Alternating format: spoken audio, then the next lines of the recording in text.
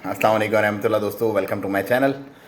अच्छा जी, कुछ प्रोफेशंस हैं जो वीज़ाज़ एक्सपेक्ट के अब रिन्यू नहीं होंगे जुलाई से, और उनके अंदर शॉपिंग मॉल्स के अंदर जितने भी लोग काम करते हैं वो, और जो इंश्योरेंस एजेंसीज़ वगैरह हैं वो, और जो गाड़ियों वगैरह से रिलेटेड जो व्हीकल की जो हैं वो भी, ये प्रोफेशंस अब 20 जुलाई से ऑनवर्ड आई थिंक इन जो ये रिन्यू नहीं होंगे, जिनके भी ये वीज़ाज़ हैं।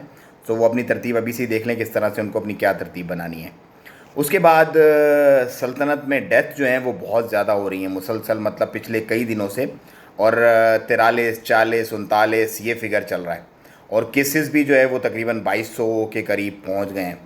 तो एक अलार्मिंग सिचुएशन है। सबसे ज़्यादा अलार्मिंग बात इसमें है कि बच्चे ज़्यादा इन्फेक्टेड हो रहे हैं इसमें, मतलब पहले तो ये था कि बच्चे इससे मतलब आरी थे, लेकिन अब बच्चों को भी बुरे तरीके से ये अपनी लपेट में लिए हुए हैं। तो तमाम जो बच्चों वाले लोग हैं यहाँ पे, वो बहुत कोशिश करें, क्योंकि बच्चों में बहुत ज़्यादा लापरवाही हो जाती है। कहीं झूलों पे, कहीं पार्क्स में, कहीं भी आप जाते हैं, इंडोर मॉल्स वगैरह में भी जो झूले वगैरह होते हैं, तो वहाँ पे एहतियात नहीं रख सकते, क्योंकि बहुत दुनिया जान के सब बच्चे होते हैं वहाँ पे, और वो पॉइंट टू पॉइंट जो है वो स्प्रेड ज़्यादा हो जाता है।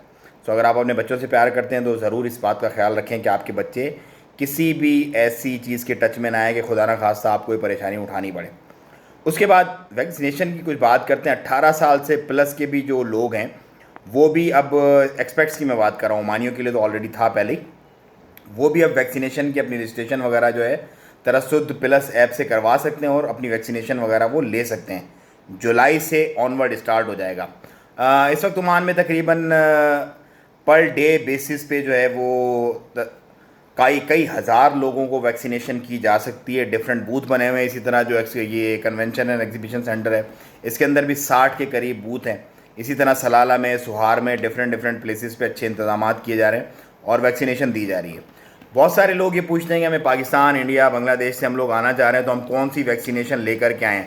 देखें, इस वक्त सल्तनत में तकरीबन तमाम वैक्सीनेशन ही जो हैं वो चल रही हैं।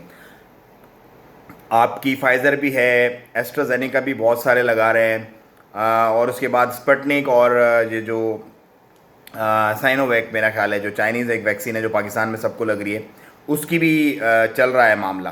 सो वैक्सीनेशन का होना अभी तक कोई ऐसा सर्कुलर नहीं आया, लेकिन जब फ़्लाइटें खुलेंगी उस वक्त की क्या तरतीब होगी वो फिर डिस्कस करेंगे, क्योंकि अभी तो लोग आ रहे हैं, बहुत सारे लोग जो जिन कंट्रीज़ की फ़्लाइट खुली हैं वो उन कंट्रीज़ से लोग आ रहे हैं, तो उनका कोई ऐसा सच वो नहीं है मामला। लेकिन जो भी स्पेसिफिक होगा, स्पेसिफिकली पर्टिकुलरली कुछ कंट्रीज़ के लिए कुछ जो मामला होंगे, वो इंशाल्लाह मैं आप लोगों के साथ ज़रूर शेयर करूँगा। वीज़ाज़ का फ़िलहाल कोई सीन नहीं है, क्योंकि केसेस की तादाद बढ़ती जा रही है। हाँ, अलबत्ता मुकम्मल लॉकडाउन की बहुत चहमगोइयाँ चल रही हैं कि मुकम्मल लॉकडाउन की तरफ तो हम नहीं जा रहे।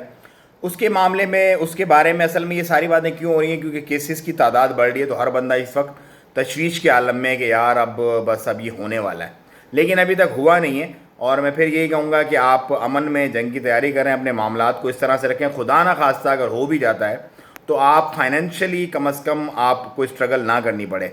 आप अगर फजूल जो भी खर्चे अपनी ज़िंदगी से वो निकाल दें, और थोड़ा सेव करके रखें कि अगर 15-20 दिन, महीना भी इनफैक्ट अगर कोई मामला ऐसा चलता है तो आपको परेशानी का सामना ना करना पड़े। बहुत सारे वो लोग जिनके वीज़ाज़ की फ़ीस 2-2 हज़ार रियाल हो गई है और अब वो वीज़ाज़ करवाना चाह रहे हैं, तो तनाजुल हो रहा है यहाँ पे। अगर आप एक कंपनी का वीज़ा है और अगर आपका मालिक, आपको जो स्पॉन्सर है वो एनओसी देना चाह रहा है, तो फिर आप तनाजुल अपना करवा सकते हैं। तो अपने आप 2,000 वीज़ा वाले प्रोफेशन अगर आप अपना चेंज करना चाहते हैं, तो वो डिपेंड करता है अगली कंपनी जिसमें आप जा रहे हैं उसके पास क्या जॉब है, उस हिसाब से वो भी आप कर सकते हैं। सो ये थी आज की कुछ अपडेट्स। मुझे तो इजाज़त, दुआओं में याद रखें अपना और अपना बहुत ख्याल रखिएगा। अस्सलाम वालेकुम रहमतुल्लाह।